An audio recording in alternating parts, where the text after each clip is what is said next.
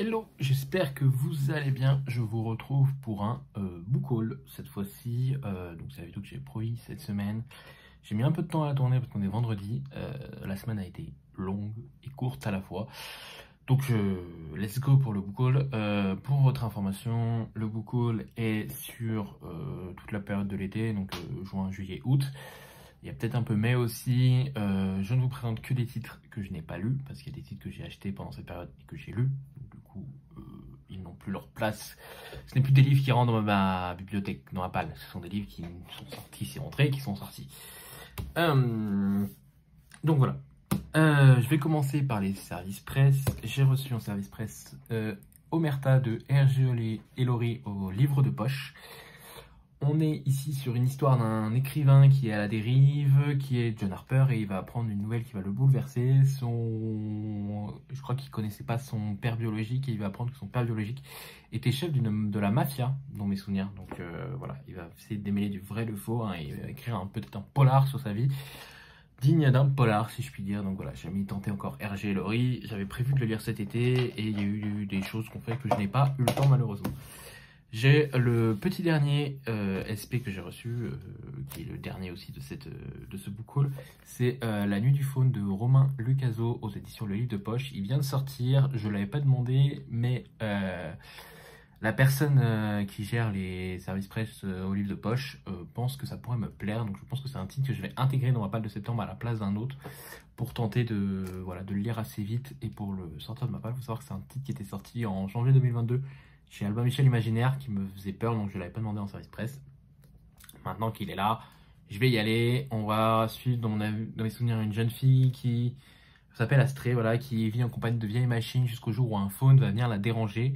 Et ils vont tous les deux partir en voyage dans tout le système solaire et plus loin. Voilà, donc chacun ses passions, j'ai envie de vous dire. Voilà. Ensuite, j'ai oublié un titre, je l'ai pas sur moi là à côté, mais il y a eu une grosse période où j'avais envie de lire du Star Wars, donc j'ai acheté du Star Wars. J'ai acheté la trilogie du Jedi Noir, je crois que vous l'avez vu, la croisade du Jedi Noir là. Vous l'avez vu souvent la croisade noire du Jedi Fou. On va chercher le titre. Vous l'avez souvent vu dans les vlogs. J'ai donc pris ensuite la suite qui est l'Académie des Jedi, qui est de Kevin J. Anderson. J'ai ensuite pris La Main de Throne, donc aussi qui est la suite, et celle-là c'est de Timothy Zahn. Donc c'est vraiment des arcs qui se suivent, hein. C'est les intégrales qui sont chez Pocket. C'est des arcs qui se suivent par rapport avec celui que j'ai pris l'autre fois. Et je me suis fait un petit kiff parce que j'ai vu que c'était avec une histoire de zombies. J'ai pris Death Trooper, donc Star Wars Death Trooper, qui lui sera forcément dans ma palle d'octobre je pense. Je sais pas si je le lirai, mais il sera dans ma palle d'octobre parce que je trouve que le côté creepy il colle bien, une histoire de mort-vivant et tout, ça peut être cool. Donc qui est complètement rien à voir avec, qui est dans l'univers Star Wars, mais qui a rien à voir avec les autres qui par exemple eux ont lu que Leia, Han, etc. Là on suit vraiment des personnages inédits dans une histoire inédite dans Star Wars. Je sais même pas, c'est même pas daté en fait, parce que vous savez dans quelle période on se trouve, c'est même pas dit dans laquelle on se trouve. Qui parle de clone ou quelque chose. Ça n'a pas l'air de parler de clone ou de quoi que ce soit. Donc je sais même pas si ça se passe pendant le film 1, 2, 3 ou si ça se passe pendant le film 4, 5, 6. C'est sûr que ça se passe pas entre le 7, 8, 9. Parce que c'est l'univers Legend, donc c'est avant le 7, 8, 9. Ah, il y a même une bande son originale pour ce titre. Non, il parle d'aucun personnage. Non. Non. Bon, bah écoutez, ce n'est pas grave. Mais voilà, des zombies, ça peut être cool. Je le mets de côté parce qu'il retourne dans ma palle. Et ensuite, j'ai pris un recueil de nouvelles chez Rivière Blanche parce que il y a Lou Jeanne qui écrit une nouvelle dans ce titre, qui est un titre, Lou Jeanne, qui a écrit La Machine à aimer, que j'ai beaucoup aimé. Et j'ai vu que dans ce recueil de nouvelles, elle avait écrit une petite nouvelle.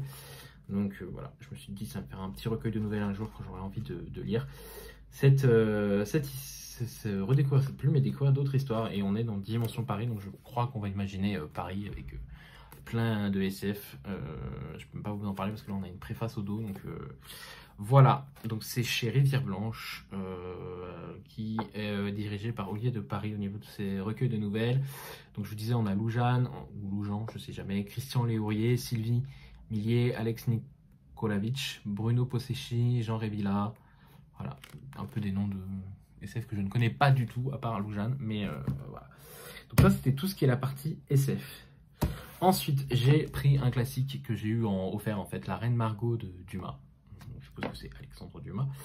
Que j'ai pris par un peu dépit, parce que, en gros, j'avais vu une offre, 2 poches achetées, 1 poche offert, sauf qu'ils n'avaient pas encore reçu les poches offertes. Ils avaient mis les trucs dans mon centre commercial quand j'avais fait mes courses, mais ils n'avaient pas encore reçu les poches de cette année, donc c'est les poches de l'année dernière, le reste de poches de l'année dernière, donc j'ai un peu pris celui-là par dépit parce que les autres ne me plaisaient pas. Voilà. Et puis on dit pas non, hein, du gratuit, ça se trouve, quand je vais, ça sera une surprise, quand je le lirai, j'adorerais. Ensuite, j'ai une pile thriller poche et grand format. Je vais vous présenter le grand format en premier. J'ai trouvé en occasion un clown dans un champ de maïs de Adam César. Voilà, c'est chez Sonatine, c'est leur nouvelle collection un peu horreur. Il n'est pas prévu pour le mois d'octobre. Je ne l'avais pas vu dans la page du mois d'octobre, peut-être que je me laisserai tenter. Je pense que ça va se lire très vite. Vous connaissez ma phobie pour les clowns? Voilà, je me suis dit, si j'ai envie d'emmener un petit truc de frayeur, ça pourrait le faire. Il est assez court, hein, parce que c'est écrit assez gros et il fait à peine 300 pages. Et j'ai cru voir qu'il y avait il y a un tome 2. Donc on va voir ce que ça donne. Ensuite, j'ai pris L'Inconnu de Cleveland, donc, qui est le 3e livre de 10-18, là, avec leur, en partenariat avec Society, donc, qui fait des affaires criminelles, voilà, aux États-Unis. Donc il y en aura un par état. Je peux même pas vous présenter les 2 premiers parce qu'ils sont chez ma mère. Donc celui-là, c'est L'Inconnu de Cleveland. En gros, on va retrouver un vieux monsieur qui s'est suicidé. Et ce vieux monsieur s'appelait, je sais plus comment, Joseph Chandler, sauf que quand on a essayé de faire des traces ADN et tout, Joseph Chandler est porté disparu depuis qu'il a 8 ans. Donc là, déjà, on va savoir qui est ce monsieur, et ensuite, on va chercher à savoir qu'est-ce qui s'est arrivé à Joseph Chandler. Ensuite, en vacances sur Paris, j'ai trouvé dans une petite bouquinerie d'occasion 2 Harlan Coben, donc Double piège et Intimidation. Je n'avais jamais lu Harlan Coben, mais là ils étaient à 1 € les 2. Je me suis fait plaisir. Voilà, tous les 2. Dans celui-là, on est dans un bar. On va suivre Adam Price, qui est un avocat sans histoire. Et il va y avoir une femme qui va venir lui dire que sa femme le ment depuis des années. Donc du coup, il croit pas au début, mais au fur et à mesure, il va se poser la question sur plein de choses. Donc, à voir ce que ça donne. Et dans celui-là, c'est une femme qui vient de perdre son mari. Et en gros, elle va acheter une caméra pour surveiller la babysitter quand elle n'est pas là. Et en gros, un jour, elle va regarder les bandes de caméra et elle va revoir son mari s'occuper de sa fille. Donc voilà, savoir qu'est-ce qui se passe dans cette histoire. Je l'avais commencé dans le train, j'avais bien aimé, mais je l'ai laissé de côté. Je pense que je le reprendrai un jour quand j'aurai envie d'un truc qui se lit rapidement. En parlant de celui-là, les 2 titres que j'avais achetés pour l'occasion, c'était Ragdoll de Daniel Cole aux éditions Pocket. C'est un titre que j'ai entendu beaucoup parler en bien et en mal, donc je sais pas ce que ça donne. En gros, de ce que j'ai compris, le gars il tue des femmes ou des personnes et il essaie de construire un corps à partir de ça. À voir ce que ça donne. Voilà, entendu de tout et de rien sur cette histoire. Peut-être que ça sera excellent, peut-être pas. Et ensuite, j'ai pris Michel Bussy, Au soleil redouté. Voilà, ça faisait un moment que ce titre me tentait parce qu'on est un peu sur une sorte d'Agatha Christie. C'est ça, ouais, une sorte d'Agatha Christie, des personnes qui vont sur une île et au fur et à mesure, ces personnes disparaissent. Donc voilà, à voir ce que ça peut donner. Étant donné que je n'ai pas aimé Rien ne t'efface, je suis pas sûr de le lire tout de suite, mais au moins, il est là. Et ensuite, on passe au gros bébé, la fantasy. J'en ai acheté aussi pas mal. On va commencer par les cadeaux. J'ai mon ami d'enfance chez qui j'ai été pendant que j'étais sur Paris qui m'a offert les Absolus tome 1, Les Mobilisés de Margot Dessen. C'est aux éditions Big Bang. Elle me l'a pris en version hardback. Il est sublime. Le tome 2 va pas tarder à sortir. C'est une trilogie, donc je ne vais pas le lire tout de suite parce que j'ai décidé voilà, de binger mes sagas. J'aimerais même commencer à réfléchir à moins acheter les tomes 1 tant que les sagas ne sont pas finis. Ça fera de la place dans la palle et ça fera des achats plus raisonnables. Donc voilà, Margot Dessen, Absolu, Les Mobilisés, tome 1. J'ai hâte de le lire. Là, dans mes souvenirs, on est dans une sorte de Hunger Games. Tiens. Ah oui, non, ça c'est un truc qui n'a rien à voir. Tac, je pensais que... Non mais c'est moi qui l'ai dû le mettre là pendant mon retour de vacances. Mais voilà, donc merci à elle. Et je prendrai le tome 2 pour l'avoir en hardback aussi. Et je prendrai le tome 3. Et quand j'aurai les 3 tomes, je les lirai en hardback bien entendu. Ensuite, il y a Caro qui m'a offert un livre parce qu'elle l'avait en double. Donc du coup, elle m'a envoyé très gentiment celui-là. C'est le tome 2 des Sentiers des As. Donc c'est Shakti aux éditions Les Moutons électriques de Stéphane Plateau. Elle m'avait offert le tome 1 il y a quelques années à Noël. Et là, elle m'a donné le tome 2. Je n'ai pas encore tenté, mais je sais qu'elle a beaucoup aimé cette saga. Donc je vais me laisser tenter. Voilà, elle m'avait laissé un petit mot. Voilà, donc je vais me laisser tenter. Maintenant que j'ai le premier et le deuxième tome, je n'ai aucune raison de ne pas tenter. Et je poursuivrai soit en grand format, soit en poche, selon lequel me plus au niveau de la lecture. Je peux même pas vous lire le deuxième résumé, parce que c'est un tome 2 et je ne sais même pas de quoi parle le tome 1. Ensuite, quand j'ai rencontré Lully à Paris, on a été à un gibert et à ce gibert, le week-end juste avant, il y avait eu une dédicace de Rouge de Pascaline Nolo et elle avait laissé des exemplaires dédicacés sans les avoir vendus. Du coup, hop, j'ai vu cet exemplaire dédicacé, donc je me suis servi et je l'ai pris. On va suivre, je sais que c'est un titre qui a beaucoup aimé Lully, c'est une réécriture du Chaperon Rouge. Il y avait eu beaucoup de retours dans mes souvenirs, il était chez Snag à l'époque, Snag ou Gulfstream, je sais plus. Je sais qu'il avait été édité tac. Gulfstream, il a été édité chez Gulfstream, il avait le jaspage rouge sur la tranche. Voilà, donc on est sur une réécriture de conte du Chaperon Rouge, à voir ce que ça donne. J'aime beaucoup parce qu'en plus, je sais pas si vous verrez, mais la page où elle a mis la dédicace, vous avez un loup, voilà, petit loup, donc c'est tout mignon. Mais au moins, je l'ai dédicacé celui-là. Ensuite, c'est un titre qu'on a vu beaucoup tourner et que j'ai fini par craquer.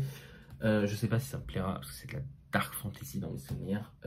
C'est un tome 1, partie 1, je pense que je vais vous l'avoir dit comme ça, vous savez de quoi je parle. J'ai pris La Guilde des Ombres de Anatrice, le tome 1, partie 1, Le Don de la Mort. C'est chez Pocket. Là, on est sur une histoire d'assassin, je crois, avec une femme qui a des pouvoirs et tout. Enfin, elle a une destinée, etc. C'est assez classique, mais c'est un putain de bébé. Et ce n'est que la partie 1 du tome 1. Je l'ai vu beaucoup tourner avec beaucoup d'excellents retours. J'ai pas encore trouvé la motivation de me pencher dessus, mais il est là. Voilà, le tome 1 est là et j'ai été raisonnable, je n'ai acheté que la première partie du tome 1, je n'ai pas acheté la deuxième partie pour être sûr de voir si ça me plaît. J'avais envie de me faire un petit challenge là, peut-être l'année prochaine, de lire les étoiles montantes de l'imaginaire, voir si ça me plaît, et peut-être vous en parler et vous dire lesquelles valent le coup de mon point de vue. J'ai acheté aussi chez De Saxus le tome 2 de Victor La Lame Brisée, donc c'est Terre Fracturée dans mes souvenirs, la saga. C'est ça, c'est Terre Brisée le tome 1. Non, c'est Terre Brisée le tome 1. Voilà, le tome 1 me fait très envie. J'attends comme d'hab la sortie du tome 3 pour peut-être les lire avec Lully, voir ce que ça donne. Donc c'est un tome 2, donc j'ai envie de vous en parler. La première couverture, il est toujours emballé, parce que j'ai toujours pas envie de le lire, donc je l'ai laissé emballer. Le tome 2 de Beasts of Prey de Ayanna Gray, donc c'est toujours en hardback, c'est toujours chez De Saxus. Donc c'est voilà, la saga Beasts of Prey. J'ai pas encore lu le tome 1, donc comme d'hab j'attends la fin, donc dans les souvenirs ça sera aussi une trilogie. Et le tome 2 de la saga Les Sables d'Arawaya, donc c'est le tome 2, c'est de Avsha Faisal. On a prévu de lire le tome 1 en octobre et on lira ce tome 2 en décembre. Il est énorme. Il est énorme. Il fait, le tome 2, hein, il fait 660 pages. Voilà, donc c'est un beau bébé.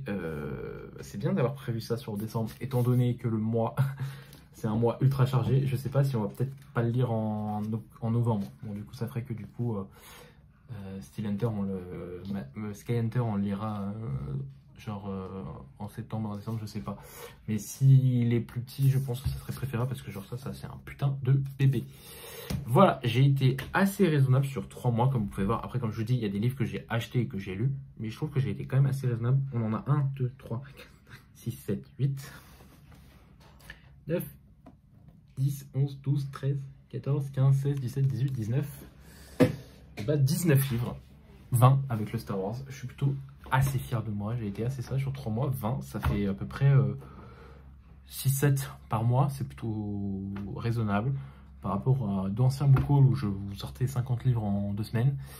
J'ai vraiment décidé de vraiment réduire mes achats et d'acheter plus en priorité parce que je me dis j'ai déjà tant de livres dans ma palle que ce n'est pas très raisonnable de ma part d'en acheter autant, surtout qu'il y a des titres que j'ai dans ma palle qui me font plus forcément envie, donc c'est un peu bête. C'est mon avis à moi, après les gens font comme ils veulent, ils font ce qu'ils veulent avec leur argent. J'ai pris mon avis. Je suis en train de lire Le Chant des Géants de David Brie, je suis page 204. Ça se passe plutôt bien. Ça va être compliqué de voter. Voilà, c'est ce que j'ai à dire. Je vous souhaite à tous une très bonne semaine. On se retrouve la semaine prochaine pour un vlog que je n'ai toujours pas commencé alors que je devais l'étaler sur 2 semaines. Mais ce soir, je suis en vacances. Il faut garder le positif. Voilà, je vous souhaite à tous de très bonnes semaines et à très vite. Bye tout le monde.